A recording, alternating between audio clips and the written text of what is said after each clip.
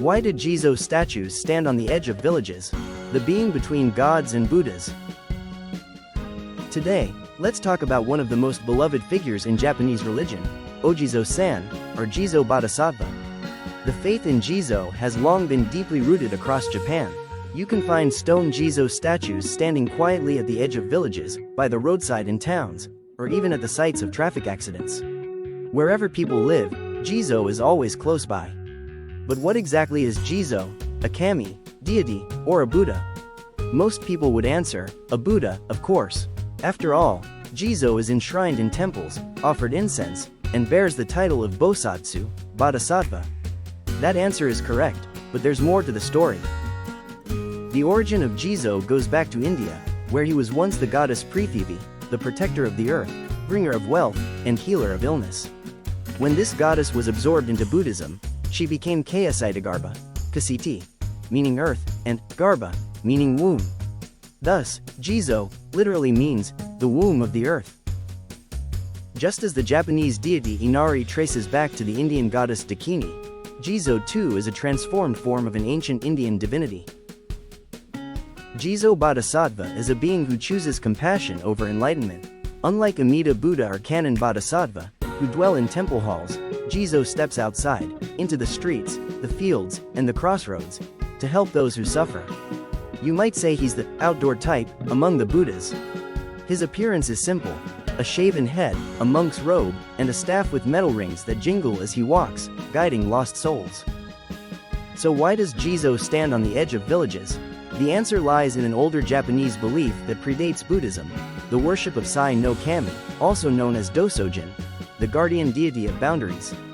Sai no Kami stood at the borders of villages, protecting the safe, human world from the dangerous, other world, the realm of disease, evil spirits, and misfortune.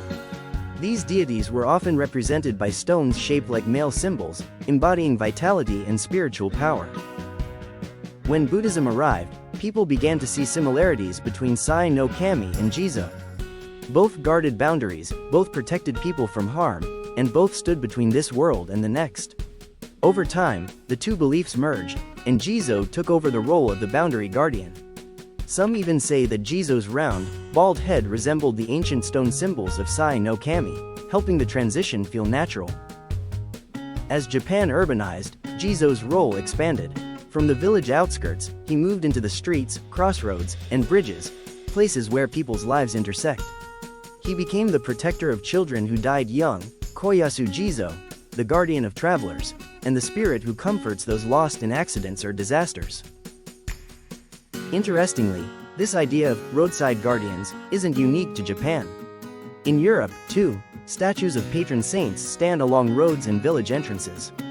They are believed to protect the community from evil spirits, disease, and misfortune, remarkably similar to Japan's Sai no Kami and Jizo.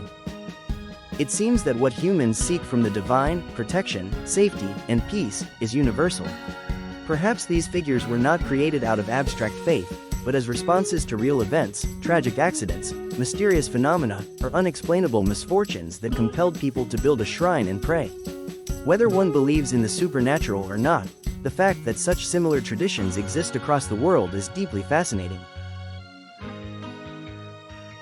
Yet Jizo also has a darker side. Throughout Japan, there are eerie legends of haunted Jizo, statues that behave in strange, inexplicable ways. In some stories, people count the Jizo statues and find the number never matches. In others, a Jizo statue appears to move during the night, or disasters strike those who disturb it. These tales do not portray Jizo as a moral judge who punishes wrongdoing, but rather as a being whose power is vast and unpredictable, much like the kami of Japan, who can bring both blessings and calamities. That unpredictability, that sense of awe and fear, is what makes Jizo both compassionate and terrifying. On the other hand, there are heartwarming stories like Kasa Jizo, the Straw Hat Jizo. In this tale, a poor old man goes to town to sell his handmade straw hats, but none are sold. On his way home through the snow, he sees Jizo statues standing bareheaded in the cold. Out of kindness, he places his unsold hats on their heads, saying, "You must be cold." That night, the Jizo visit his home, bringing rice and gold as a reward for his compassion. It's a gentle story of gratitude and kindness, yet even here, there's a faint sense of mystery, as the Jizo move between the human world and the other world to repay the man's good heart. Every summer in Western Japan, especially around Kyoto, people celebrate Jizo-ban, a festival dedicated to Jizo as the protector of children. Villagers take the statues out of their shrines, wash and decorate them with new bibs, hang lanterns, and offer sweets to children. As night falls, the streets glow with candlelight, and the everyday world transforms into something otherworldly. The laughter of children mixes with the chanting of prayers, and for one night, the boundary between the sacred and the ordinary seems to blur. Because Jizo-ban is a local community event, it's not easy for outsiders to join freely. If you live in Japan and wish to experience it, the best way is to ask a local friend whether their neighborhood holds one.